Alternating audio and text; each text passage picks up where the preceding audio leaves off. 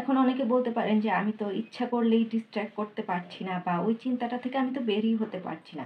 Distract আমি কিভাবে করব? প্রথমেই আপনাদেরকে বলেছিলাম, don't let over thinking rule your life. Over thinking, ওই যে বলে না, যার চায় সেই বুঝে হারানোর কি যন্ত্রণা। ওভার থিঙ্কিংয়ের ক্ষেত্রে যার হয় সেই বুঝে এই সমস্যা কত ভয়াবহ। Don't let over thinking rule your life. এটার জন্য যা করতে হবে তা হচ্ছে ওভার থিঙ্কিংকে আপনার কন্ট্রোল করতে হবে। আমরা দেখবেন যে অনেকেই ওভার থিঙ্কিংয়ে ভুগি, এবং এক সময় ওভার থিঙ্কিং করতে করতে আমাদের দৈনন্দিন জীবনের বিভিন্ন সাধারণ কাজগুলো আমাদের জন্য অপারগ হয়ে যায়। আমরা সাধারণ জীবনযাপন পর্যন্ত করতে পারছি না।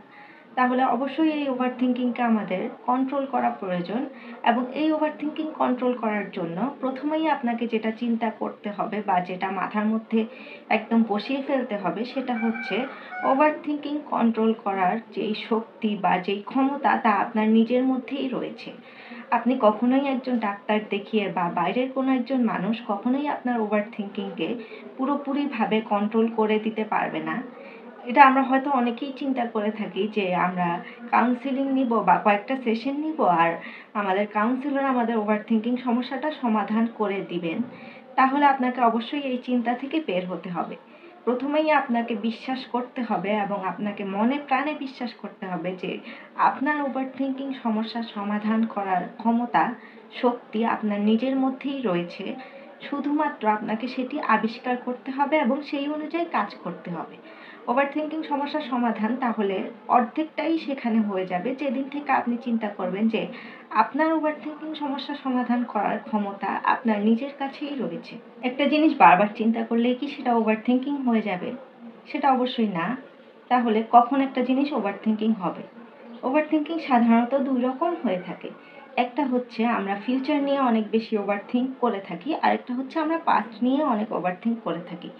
এখন মাথায় আসতে পারে যে ফিউচার নিয়ে চিন্তা করাটা তো ভালো, কিন্তু এখানে ওভার থিঙ্কিংয়ের ক্ষেত্রে চিন্তাগুলো এমন হবে যে আপনার চিন্তা থেকে কোনো প্রোডাক্টিভ আউটকাম আসবে না। মানে আপনি ফিউচার নিয়ে চিন্তা করছেন, এমন একটা বিষয় নিয়ে আপনি চিন্তা করছেন যেটা আসলে আপনার হাতে নেই।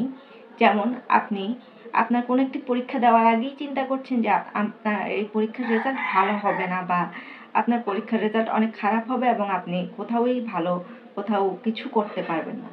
এই যে সমস্ত চিন্তা, যেগুলো আসলে আমাদের হাতে নেই, বা যেগুলো এখন থেকে চিন্তা করে আমরা কোনো কুল কিনার করতে পারবো না, এই বিষয়গুলো চিন্তা করি। এবং অনেকে দেখা যায় মানে অতীত নিয়ে অনেক বেশি চিন্তা করে। দেখা যায় আমি অতীতে এই কাজটা কেন করেছিলাম, এটা না করলে ভালো হতো, বা আমি অমুকের সাথে এই কথাটা না বললে ভালো হতো, এরকম ধরনের চিন্তা। এখানে একটা জিনিস খেয়াল করুন, এই চিন্তাগুলো কিন্তু খুব বেশি কি বলবো ভিত্তিহীন বা প্রয়োজনহীন। মানে ওভার থিঙ্কিং এর চিন্তাগুলো দেখবেন সবসময় অপ্রয়োজনীয় চিন্তা হবে, এবং এগুলো সবসময় নেগেটিভ হবে। আপনি কখনো ওভার থিঙ্কিং এ চিন্তা করবেন না যে আমি অনেক ভালো কিছু করব বা অনেক ভালো হবে আমার সাথে। আপনি সবসময় চিন্তা করবেন নেগেটিভ, আমি পারবো না, আমার দ্বারা হবে না, এটা আমার করা উচিত হয় নাই, আমি এমন কেন করলাম, এসব চিন্তা করবেন। You have to fight your overthinking by yourself. অর্থাৎ আপনার নিজেকেই আপনার ওভার থিঙ্কিং এর সাথে ফাইট করে জিততে হবে। এখন আপনাকে বলে দিব কিছু স্ট্র্যাটেজি যেগুলো আপনি ফলো করতে পারেন আপনার ওভার থিঙ্কিং এর সাথে ফাইট করার জন্য।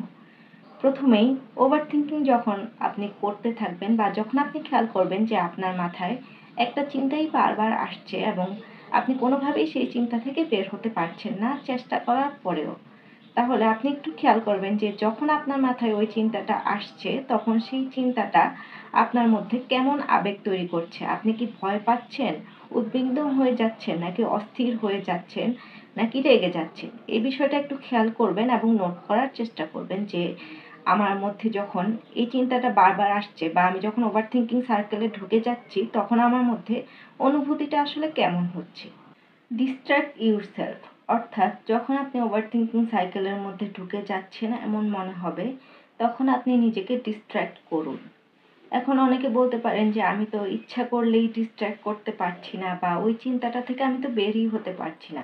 ডিস্ট্র্যাক্ট আমি কিভাবে করব?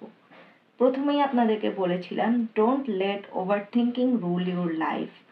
অর্থাৎ আপনার নিজের মাইন্ড বা আপনার যে কনসিয়াস মাইন্ড রয়েছে, সেই মাইন্ডটার কন্ট্রোল সবসময় আপনি নিজের হাতে রাখুন। বা আপনার সেই সামর্থ্য রয়েছে, হয়তো এখন এই মুহূর্তে আপনার কাছে মনে হচ্ছে যে আপনি পারবেন না, কিন্তু ঠিক যেই মুহূর্তে আপনি কনসিয়াসলি চিন্তা করবেন যে না আমি এই সাইকেল থেকে বের হব বা আমাকে বের হতেই হবে, তখন আপনার কনসিয়াস মাইন্ডের মধ্যে এতটুকু শক্তি অবশ্যই রয়েছে যে আপনার কমান্ড সে ফলো করে আপনাকে অবশ্যই সেই চিন্তা থেকে বের করে নিয়ে আসবে। আপনার কনসিয়াস মাইন্ড আপনার চিন্তার চাইতেও বেশি শক্তিশালী। আপনি ঠিক যেভাবে কমান্ড দিবেন তাকে, সে ঠিক দুনিয়া এক করে দিয়ে হলেও সে আপনার কমান্ড অবশ্যই ফলো করবে। তাই কখনোই এটা চিন্তা করবেন না যে আমি তো পারছি না বা আমার পক্ষে এই চিন্তা থেকে বের হওয়া সম্ভব হচ্ছে না, আমি ডিস্ট্রাক্ট কিভাবে করব। আপনি চিন্তা করবেন যে আমি এখন নিজেকে ডিস্ট্রাক্ট করব বা আমি এই চিন্তাটা আমি এখন করব না, আমি অন্য একটা কাজ করব, তাহলে দেখবেন যে আপনি কিছুক্ষণের মধ্যেই নিজেকে সেই চিন্তার বাইরে পাচ্ছেন।